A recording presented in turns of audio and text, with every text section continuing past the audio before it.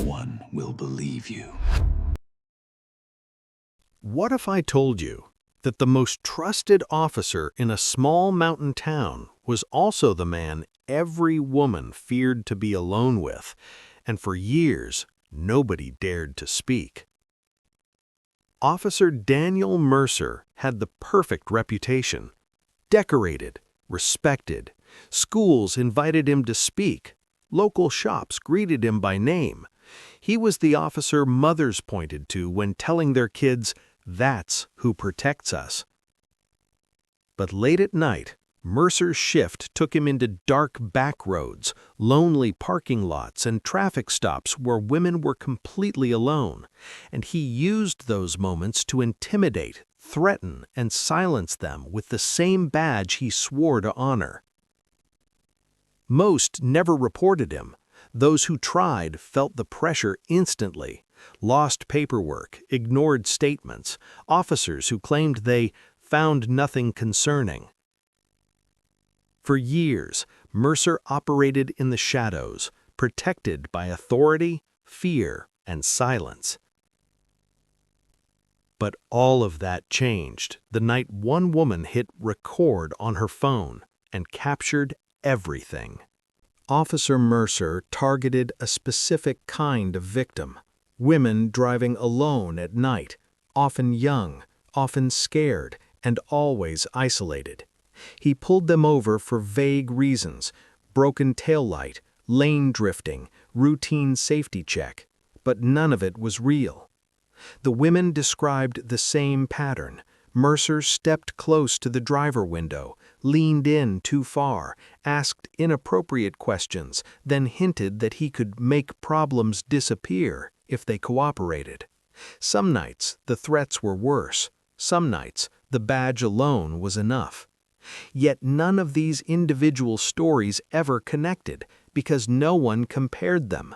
Small towns protect their own, and Mercer made sure his paperwork always looked clean.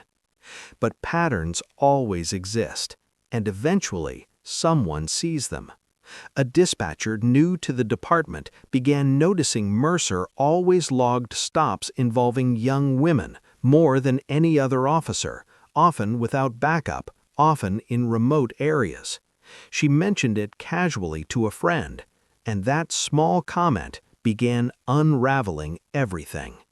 Her name was Leah Turner, 27 years old, sharp, observant, and not easily intimidated.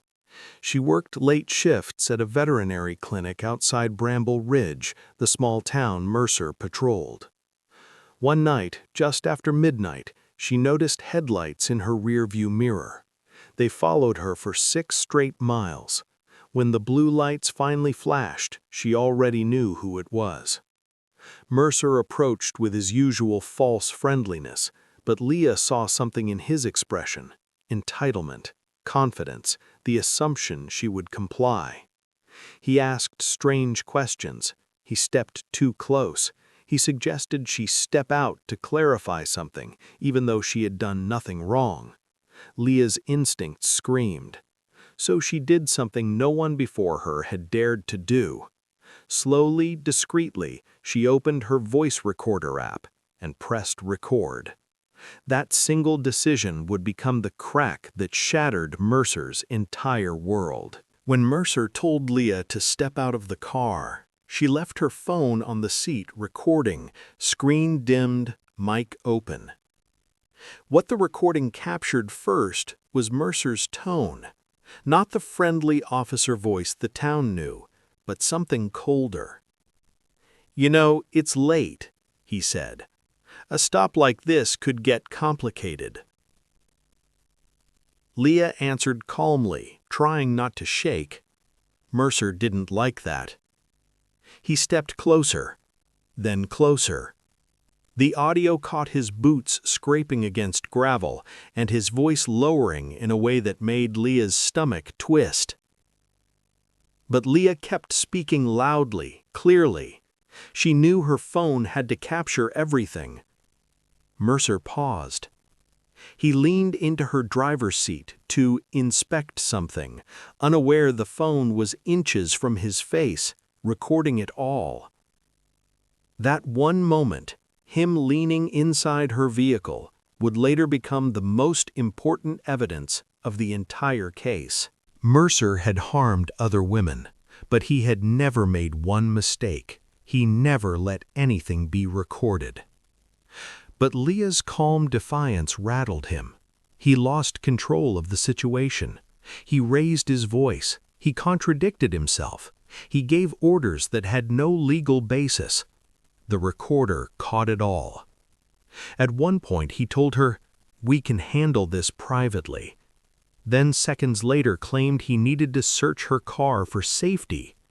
Two incompatible stories, fatal for an officer on camera, or in this case, on audio. Leah finally said something that froze Mercer in place. "Officer, everything you're saying is being documented." The silence afterward was chilling. For the first time, Mercer hesitated, and that hesitation saved Leah. He ended the stop abruptly and drove away. Leah stood shaking on the roadside, but she had the evidence no one else ever had. Leah drove straight home with her hands shaking on the wheel. She didn't sleep. She didn't speak. She just replayed the recording over and over again, making sure she wasn't imagining what she heard. It was all there. Mercer's shifting excuses, his attempts to isolate her, his voice dipping into something predatory, and, most importantly, his contradictory commands. In the morning, Leah walked into the police station. She asked to speak with the internal affairs liaison. When the sergeant on duty hesitated, Leah calmly placed her phone on the counter and pressed play. The room went silent. Two officers stepped closer, eyebrows lifting as Mercer's voice filled the lobby. One whispered, "That's not procedure, not even close." Within 20 minutes, a captain pulled Leah into a private office. He shut the blinds, he shut the door, and he said the sentence Leah had been praying to hear. "Miss Turner, you are not the first woman to describe this officer." The investigation had just begun. Behind closed doors, the captain opened a restricted folder. Inside were printed complaints, some anonymous, some partially redacted. Leah skimmed the headers. Improper conduct, insufficient evidence. Unprofessional behavior, inconclusive. Unrecorded stop, statement missing. At least 8 women had reported Officer Mercer over 10 years, and each complaint mysteriously collapsed. Witnesses weren't called, reports went missing, statements were never signed. Leah's stomach turned. The captain said quietly, "You're the first one with proof we can't bury." Internal Affairs took Leah's phone, copied the recording, and stored it in protected digital evidence. Then they told her something unexpected. "We need you to stay quiet. If Mercer finds out, he'll run."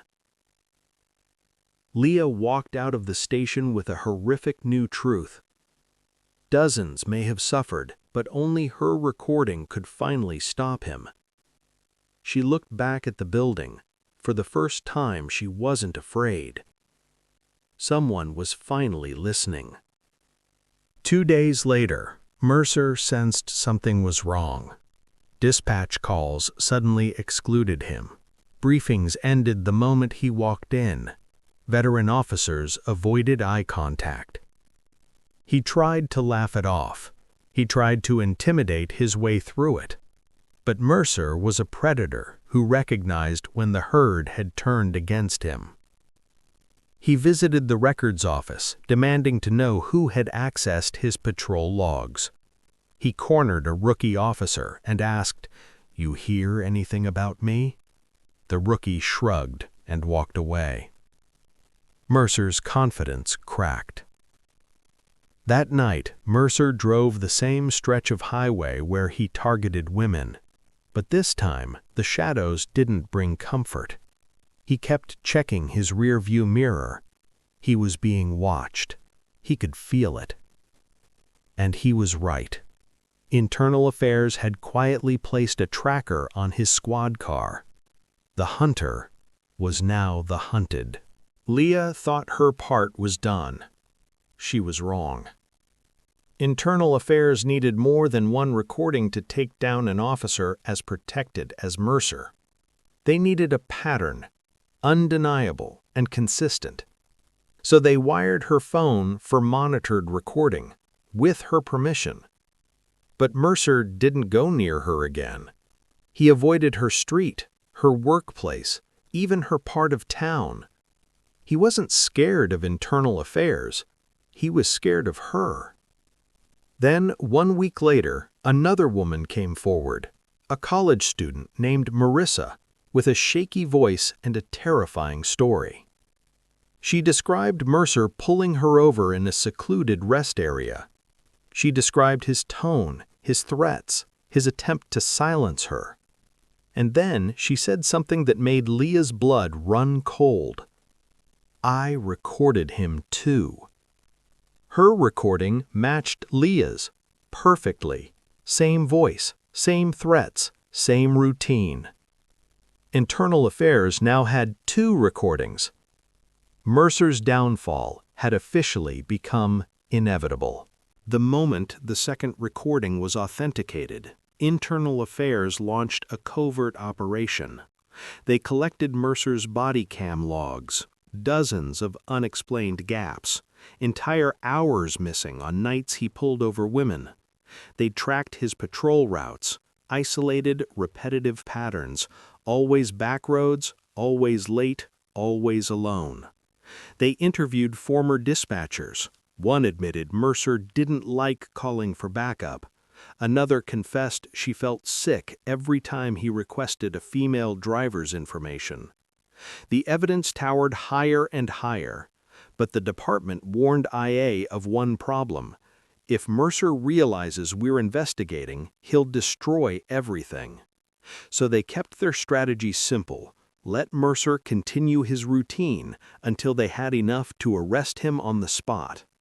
Leah and Marissa's recordings weren't just proof, they were bait, and Mercer was walking right into a trap. On a Friday, just after 1 a.m., Mercer spotted a car drifting slightly in its lane. He smiled. It was a young woman driving alone. What Mercer didn't know was that Internal Affairs had been following his patrol car for 4 nights straight, and tonight they were closer than ever. Mercer pulled the woman over near an abandoned service station. He stepped out of his car slowly, confidently. He had done this 100 times. The woman rolled down her window. She looked scared, too scared. Mercer liked that. But before Mercer could begin his routine, headlights flooded the road. 3 unmarked IA vehicles surrounded him. Doors opened. Agents stepped out. "Officer Mercer, stop right there." Mercer froze. He raised his hands halfway, then bolted toward the woods. IA agents chased him through the dark trees. By the time they caught him, Mercer was on the ground, struggling, still yelling, "You can't do this, I'm the police." But for the first time, the badge didn't protect him. News spread through Bramble Ridge before sunrise. Officer Daniel Mercer, the man trusted by everyone, had been arrested by his own department. The recordings hit like a bomb. 2 victims had captured Mercer's voice. Internal Affairs uncovered at least 13 falsified reports, 22 missing body cam files, and 9 prior complaints intentionally buried. Women from all over the county began calling the hotline.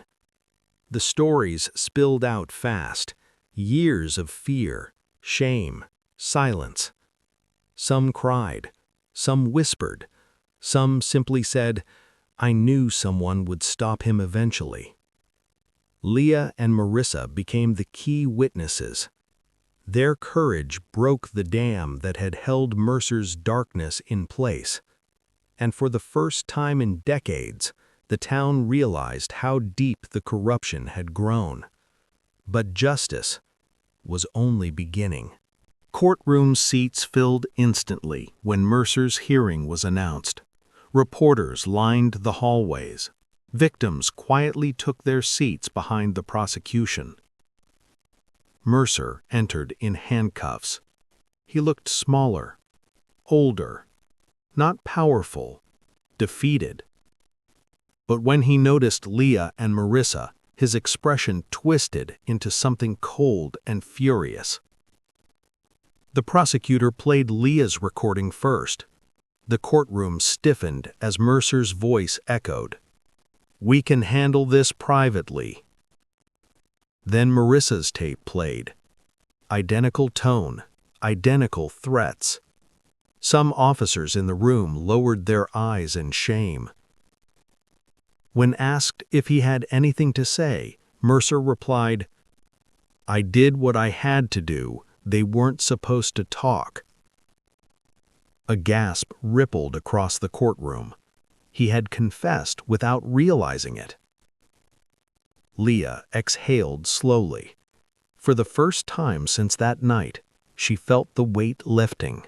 The jury deliberated for just 4 hours, unusually fast for a case spanning decades.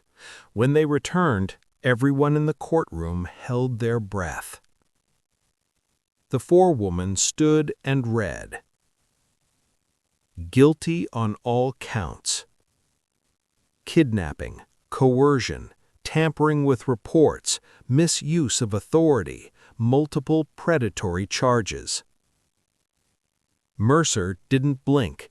He stared at the floor as if the verdict had been decided years before he walked into the courtroom. Leah felt tears spill down her cheeks, not from fear, from relief. Marissa reached over and squeezed her hand. The judge sentenced Mercer to 47 years without parole. His badge was revoked. His record sealed his fate. And the department announced a full overhaul of internal oversight. For the first time, women in Bramble Ridge felt safe again. Justice had finally arrived. Months later, life slowly returned to normal for Leah. But she was never the same person. The sheriff publicly thanked her for her courage. Victims sent her letters, some long, some just a single sentence. "You saved me." Leah didn't feel like a hero.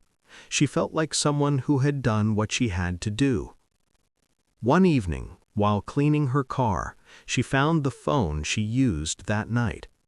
The back was scratched, battery swollen, screen cracked, but it still powered on. She pressed play. Mercer's voice filled the quiet garage.